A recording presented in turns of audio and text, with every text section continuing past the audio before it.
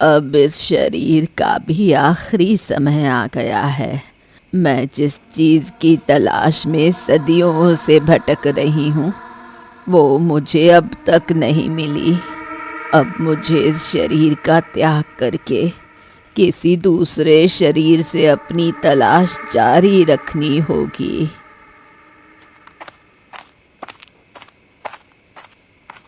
बधाई हो सरपंच जी, बेटी हुई है। तू भगवान की इतनी पूजा करता है ना, तो तेरे घर लक्ष्मी आई है, लक्ष्मी।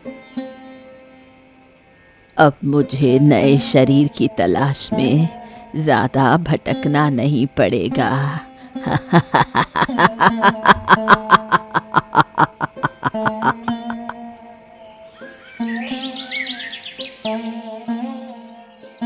देखा सरपंच जी, मैंने भविष्यवाणी की थी ना कि हम दोनों के घर में एक ही समय पर किलकारियां गूंजेगी। देखो वही हुआ।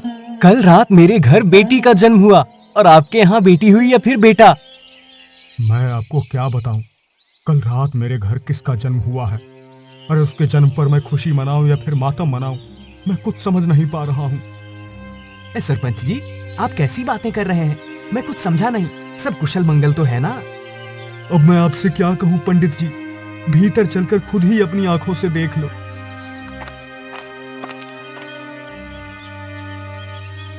भला ऐसा कैसे हो सकता है? ऐसा बच्चा मैंने आज तक नहीं देखा।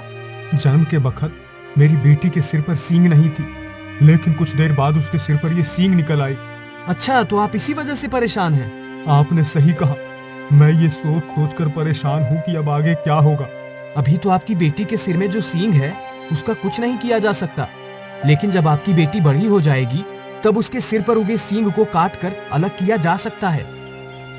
वैद्य ने भी ऐसा ही कहा था, लेकिन तब तक न जाने मेरी बेटी के साथ क्या होगा। आप चिंता ना करिए सरपंच जी, जो भी होगा अच्छा ही होगा। तुम दोनों भी हमारे साथ खेलोगे क्या? नहीं नहीं, हमें तुम्हारे साथ नहीं खेलना। कहीं तुम्हारे सींग से हमें चोट लग गई तो?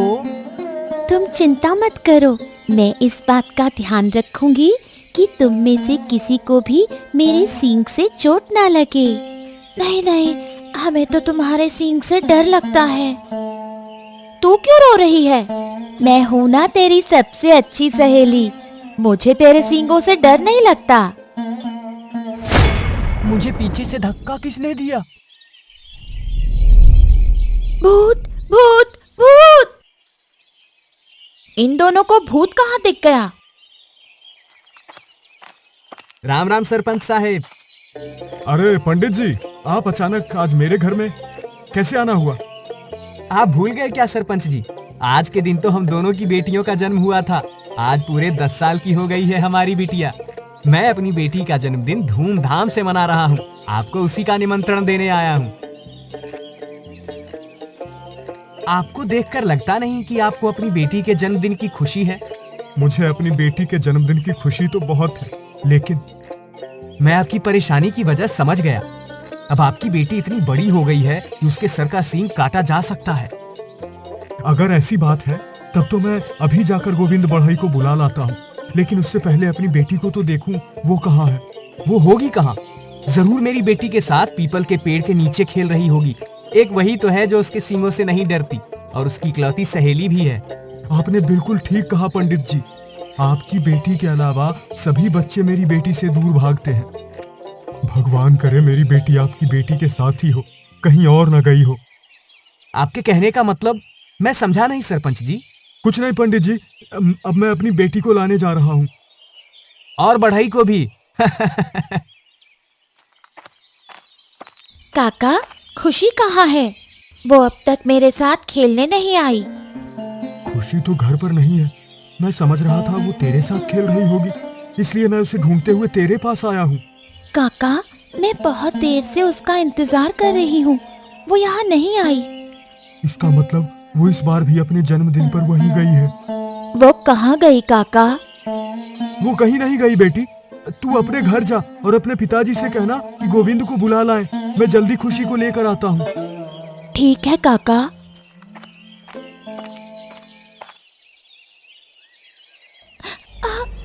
तुम कौन हो और मुझे यहाँ क्यों लाई हो? मुझे बहुत डर लग रहा है। मुझे अपने घर जाना है। डरो मत, मैं तुम्हें कुछ नहीं करूंगी।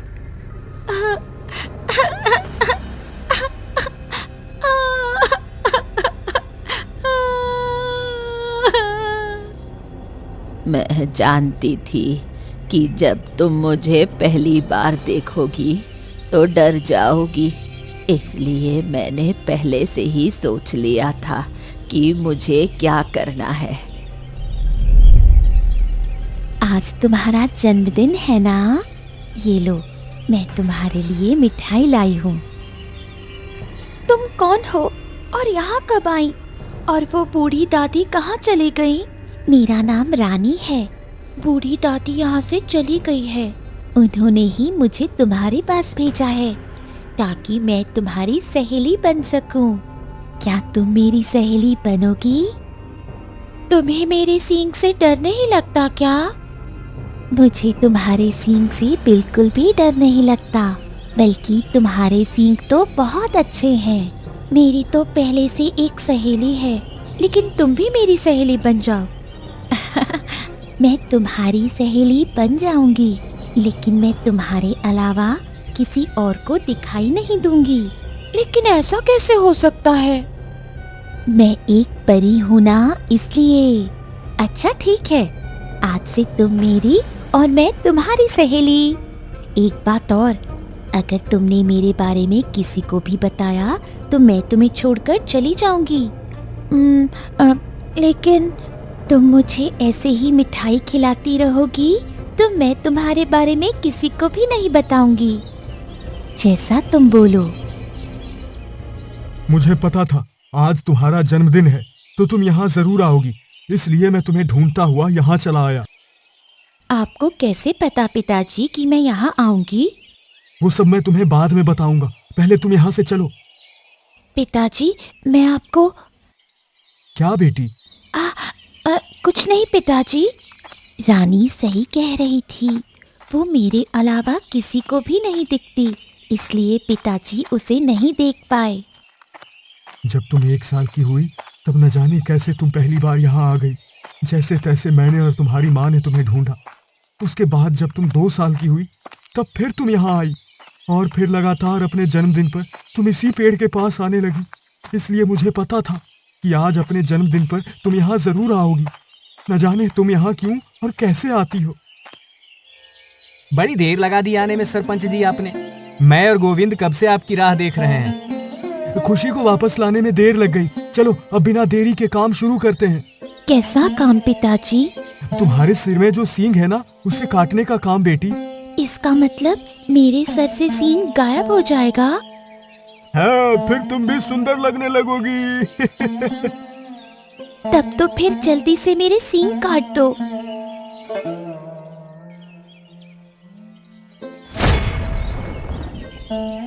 क्या हुआ गोविंद भाई, थक गए हो क्या? थोड़ा और जोर लगाओ। जितनी देर से मैं खुशी का सींग काटने की कोशिश कर रहा हूँ, अरे इतनी देर में तो बड़े से बड़ा पेड़ काट डालता मैं।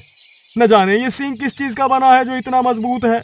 मैं तो थक गया आरी चलाते चलाते, लेकिन इसमें एक खरोच तक नहीं आई। आओ तुम भी इसे काटने की कोशिश कर लो भैया।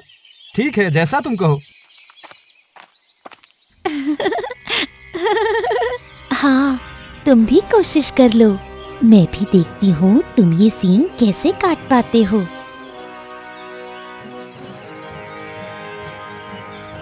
अरे भैया, मैं तो बहुत थक गया यार आरी चलाते चलाते। लेकिन सींग कटना तो दूर की बात है, उस पर एक खरोच तक भी नहीं आई। आप दोनों पीछे हटो, अब मैं बताता हूँ कि आरी कैसे चलाते हैं। काटो काटो, तुम भी सींग काटो। तुम मेरे पिताजी पे मत हंसो।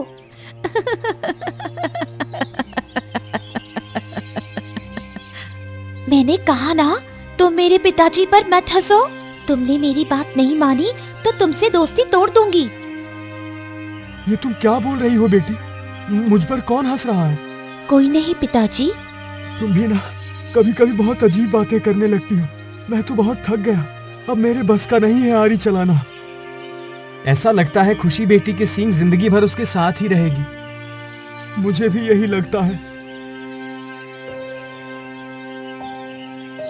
वाह, इतनी सुंदर लड़की तो मैंने आज तक नहीं देखी।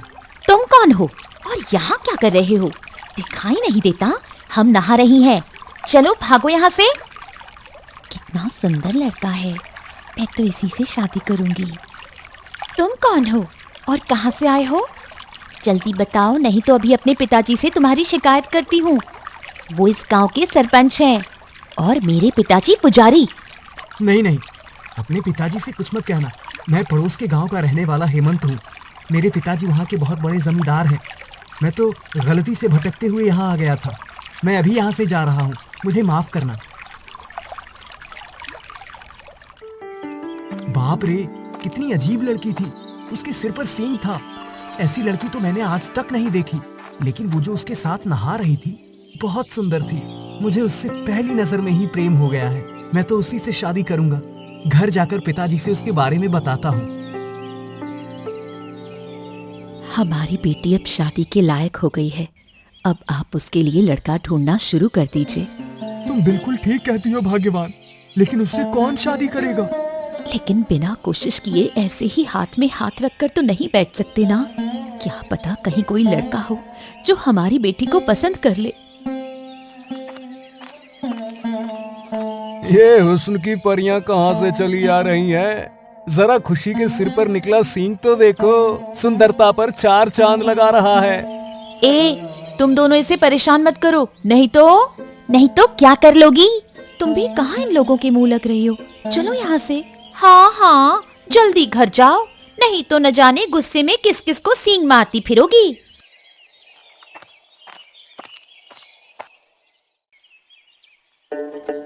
माँ, मैं उसी से शादी करूंगी। मुझे उससे प्रेम हो गया है। ठीक है बेटी, तुम्हारे पिताजी घर आ जाएं, फिर मैं उनसे बात करूंगी। हमारी बेटी 18 साल की हो गई है। तुम्हें उसकी शादी की चिंता है या नहीं? या फिर जिंदगी भर पूजा पाठ में ही लगे रहोगे? अरे भाग्यवान, क्यों चिंता करती हो? मैंने पता किया है पड़ोस के गांव में एक बहुत ही सुंदर लड़का है।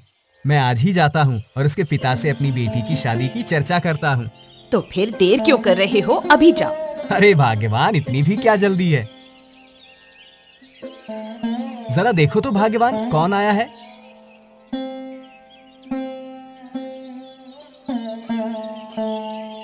क्या यही इस गांव के पंडित जी का घर है भैया? जी, ये घर इस गांव के इकलौते पंडित भुवन जी का ही है। आइए, आप अंदर आइए, मैं अभी उन्हें बुलाती हूँ। नमस्कार, कहिए आपको मुझसे क्या काम है? मैं जमींदार राजू हूँ और अपने बेटे की शादी आपकी बेटी से करना चाहता हूँ। तो वो राजू जमींदार आप ही हैं जिनके पास 100 एकड़ जमीन है? मैंने आपका नाम बहुत सुना था। भला मैं आपके प्रस्ताव को कैसे मना कर सकता हूँ? मेरी बेटी के तो भाग्य ही खुल गए। नमस्कार जमींदार साहब। जी, आप कौन? मैंने आपको पहचाना नहीं। मैं आपके पड़ोस वाले गांव का सरपंच लखन हूँ। मैं आपके बेटे से अपनी बेटी की शादी का रिश्ता लेकर आया हूँ। आप वही है ना जिसकी बेटी के सिर पर सींग है? हाँ, मैं वही हूँ। आपने मुझे ठीक पहचाना। मैंने अपनी बेटी की शादी तय कर दी है। अगर ऐसा नहीं हुआ होता तब भी मैं उसकी शादी आपकी बेटी से नहीं करता। लेकिन आप मेरी बात। अरे, अगले महीने उसकी शादी है।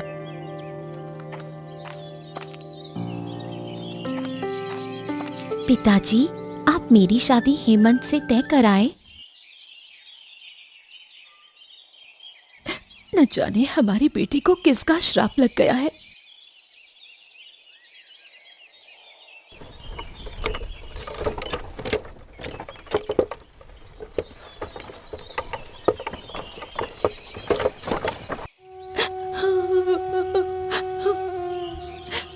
मेरे सिर पर सींग है तो इसमें मेरा क्या कसूर है? मेरा बस चलता तो जिस भी लड़की से हेमंत की शादी हो रही है, मैं उसे श्राप दे देती कि जो भी उसे दुल्हन के रूप में देखे वो अंधा हो जाए। तुमने बिल्कुल ठीक कहा। कोई भी लड़की दुल्हन बनने पर सबसे ज्यादा सुंदर लगती है। तुमने जो कहा वो मैं कर सकती हूँ। ठीक है, तो तुम उसे श्राप दे दो। तुम बहुत दुखी लग रही हो, क्या बात है बताओ। तुम भी तो बहुत परेशान हो। पहले तुम अपनी परेशानी बताओ, फिर मैं तुम्हें अपना दुख बताती हूँ। पहले मैंने पूछा, पहले तुम बताओ। ठीक है बाबा, पहले मैं ही बताती हूँ। उस दिन वो जो लड़का मिला था, कौन, वो हेमंत? हाँ वही। उसे देखते ही मुझे उससे प्रेम हो गया था। मैं उससे शादी करना चाहती थी, लेकिन उसके पिता कहते हैं कि मेरे सिर पर सींग है तो कोई भी लड़का मुझसे शादी नहीं करेगा। उसके पिता तुमसे अपने बेटे की शादी नहीं करना चाहते, लेकिन मेरे पिता ने उसे मेरे गले बांध दिया है। तुम कहना क्या चाहती हो, मैं समझी नहीं। मेरे कहने का मतलब है कि मेरे पिताजी ने हेमंत से मेरी शादी तय कर दी है। ये तुम क्या कह रही हो? ऐसा नहीं हो सकता। ऐसा ही है, अगले महीने मेरी शादी है। हे भगवान, अब क्या होगा? क्या हुआ? अचानक तुम्हारे चेहरे का रंग क्यों उड़ गया? कुछ नहीं हुआ, मैं अभी घर जा रही हूँ, तुमसे बाद में मिलती हूँ। अनजाने में मैंने अपनी सबसे अच्छी सहेली को ही श्राप दे दिया। मैं अपना श्राप वापस लेती हूँ, तुम उसे कुछ मत करना। मुझे जो करना था वो मैंने कर दिया, अब मैं अपना किया नहीं बदल सकती। ऐसा मत कहो। मैं भी मजबूर हूँ, क्योंकि मैं जिस चीज की तलाश कर रही हूँ, जब तक वो नहीं मिल जाती तब तक मैं अपना किया नहीं बदल सकती। हाँ, तुम्हें किस चीज की तलाश है मुझे बताओ, मैं उसे ढूंढने में तुम्हारी मदद करूंगी। आज से सदियों पहले। इसे जला दो। इसे मार दो। इसे जिंदा मत छोड़ो। हाँ, यही वो डायन है जिसकी वजह से हमारा गांव श्रापित हुआ है। इसकी वजह से कोई भी लड़का इस गांव की लड़की से शादी करने को तैयार नहीं है। जब तक ये जिंदा रहेगी तब तक श्राप से मुक्ति नहीं मिलेगी।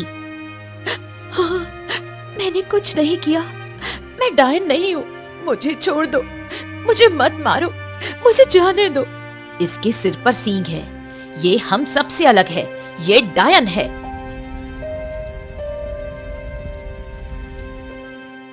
मेरे सींग की वजह से मेरे माता पिता ने मेरा त्याग कर दिया और गांव वालों ने डायन समझकर मुझे जिंदा जला दिया। तब से लेकर अब तक मैं मुक्ति की तलाश में शरीर बदलती भटक रही हूँ। मुक्ति की तलाश में तुम शरीर क्यों बदलती हो, मैं समझी नहीं। तुम अपने आप को देखो, तुम्हारे सिर पर जो ये सींग है वो मेरी वजह से है। मैं जब भी किसी लड़की के शरीर पर कब्जा करती हूँ तो उसके सिर में सींग निकल आता है, और जब तक उस लड़की की शादी नहीं होगी तब तक मुझे मुक्ति नहीं मिलेगी। सदियां बीत गई, लेकिन अब तक ऐसा नहीं हुआ। हाँ, इसका मतलब मेरी शादी के बाद ही तुम्हें और मेरी सहेली को श्राप से मुक्ति मिलेगी। भाग्यवान, मैं खुशी के रिश्ते के लिए जहां भी गया सबने ये कहकर मना कर दिया कि सींग वाली लड़की से शादी कौन करेगा। न जाने भगवान ने हमारी बेटी के भाग्य में क्या लिखा है।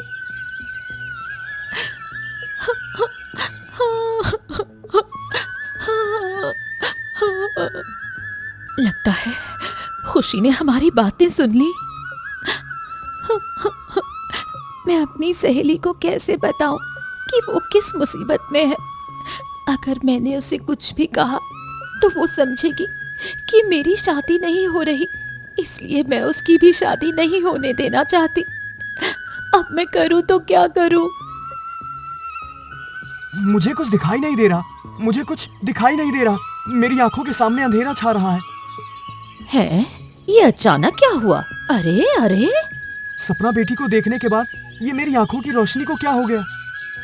मेरी आंखों के सामने भी सपना को देखने के बाद अंधेरा छा गया। मेरी वजह से ये क्या हो गया?